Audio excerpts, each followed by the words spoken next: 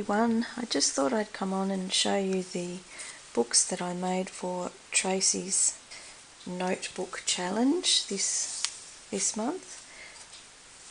The ones that I have here to show you are done with Mrs. Cogg's The Times of the Day from Alphonse Mucha, and there's a lovely bit of history about Alphonse, which I might just put in the box below. Being an historian, I like the history behind things, so I found it very interesting to actually look into it a little bit further and find that he was a Czechoslovakian artist and he had a very interesting background. So for those of you that are interested, you might want to have a look at that. But they're the most gorgeous pictures, they really are lovely. This particular one, The Times of the Day, is very soft and feminine, and I felt very drawn to this one the most out of the collection. There is 5 pages of beautiful pictures, and these ones are quite bold. The first set are very soft, and these ones are quite colourful. There's a lot of oranges and browns, but they're all very beautiful, beautiful women. That one's called Poetry, which is quite soft and feminine as well. They're all very feminine, but done by a male artist. And this one here, which looks quite moody, is The Moon and the Stars. So they're all from Mrs. Cogg's Crafts, if you want to have a look at those. And I just found them very inspiring for my collection of notebooks, which were A4 size, I guess. They were just what I had on hand, so I just, once the challenge came up, I thought, oh, this is really a useful way to use up these little notebooks. So I popped a little pocket on the inside with a little heart, and that lovely postcard is from Bygones Era, from Moira. You can find her on Facebook. She has a new shop outlet too, so if you hop over there you'll find it. And in the back I put one of these lovely envelopes which Gina showed me on one of her tutorials from an envelope, which I thought was a very lovely idea. So you've got pockets in the side and pocket at the top if you want to put things in there. So that's Firefly Studio 67 for that idea. And I just zigzagged around the edges of the fabric, which this particular one was a very linen-y sort of washed out cloth. It's sort of neutral tones, which gave a really nice background. So that's that one.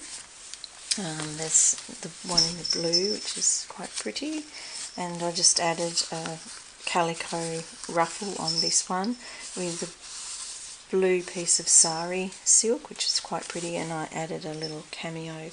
I thought they went very well with the classical image of the ladies. And inside this one I have bluebird and a butterfly, and it's just a little daisy tag, which I thought went quite well with it. So I just pop those in there. And in the back of this one I've got a 3-way pocket, which you can put tags or something in the back, and in here if you so choose. So that's that one.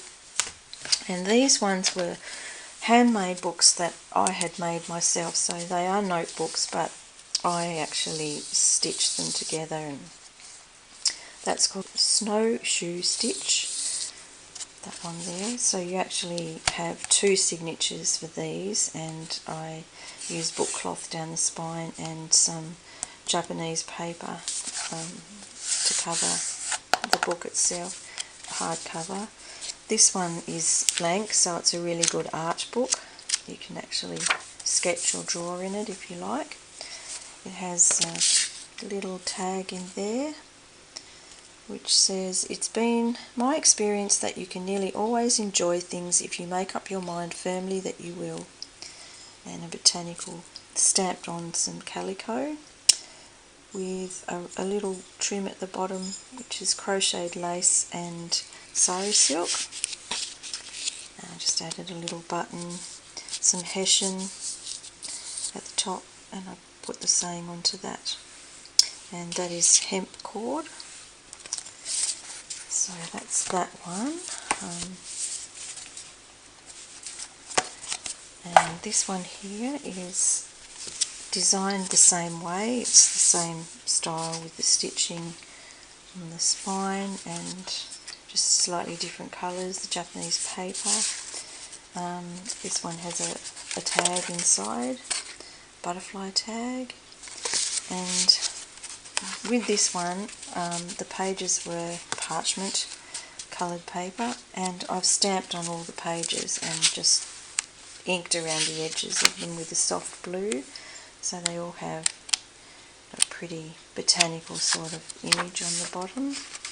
Dragonflies, feathers, birds, flowers, turtle. So that's a nice one that you can either draw or sketch or write in if you like. And I just quickly showed how I put those pictures together to bring out the life in them a little bit. And I added a colour cardstock behind, then the calico trim, which I've just frayed out around the edges. And then I went on and did some beautiful little mini books which have a seaside theme. So I really love this, A Pirate's Life for Me. And the papers for this were from Antique Paperie. They've got a few, she has a few seaside Mediterranean type of digis kits over there, and they're quite lovely. I love the seaside theme because I live near the sea, so I'm attracted to it. So I just put a little pocket on the inside for a little tag on the front and back of those little ones, and just continued on with the little seaside theme of shells, and I added some baker's twine that gave it sort of that marine green blue look.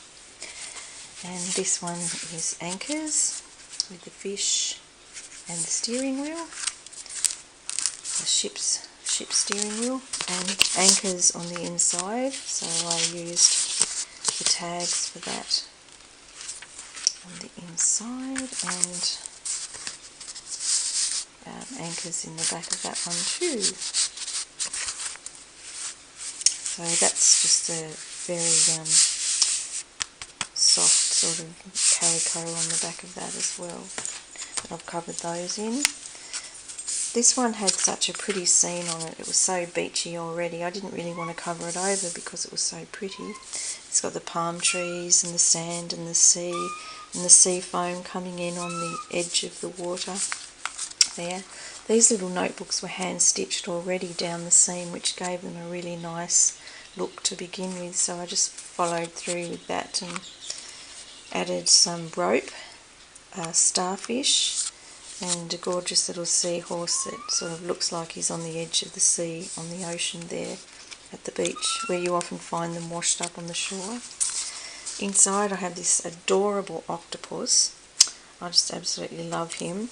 He's from the vintage collection from Tom Chalky's vintage package, and there's a gorgeous little octopus tag there which I absolutely adore. That's just cute. So that lovely piece of weed there is from Tom Chalky's vintage collection, and the beautiful cards with the marine life on them are all from Victoria Designs, and they are just these little tags that had all the octopuses and anchors and seashells, and so they were from Victoria Designs. So that's the little seaside collection. Now the other little one that I did was this cute little feminine one with the fabric from Sheridan Sheet Company, and the Sheridan Sheet Company was in Tasmania in the early 70s and created a lot of these lovely design fabrics. The birds are from Moira's Digis. She has some lovely postcards, and she is Bygones era. And I have some, that's another one of her postcards there with the mushroom on. And I have butterfly tag in there, which was just some scrapbook paper that's very pretty and kind of went with it. I think this one might be one of Tracie Fox's cards there, and I've just put a little bookmark in there which has some pretty pink wallpaper on it, so you can use that as a bookmark for your page. And that is the end with a button. And that is from Elsie Bells. Okay, so that's that one. You can add that to the collection. And these will all be going out very soon in the post. In fact, by the time this video is up, they probably will be all out. So the other one I had left here to do, which I've already popped the cover on, is made from some wallpaper, which is solid vinyl wallpaper from, I'd say, probably 1980s. It's a very pretty dusty pink with a cute little blue pattern in it. So I've cut some of that and made a cover with that, so it's a nice washable vinyl. It's got a lovely feel to it.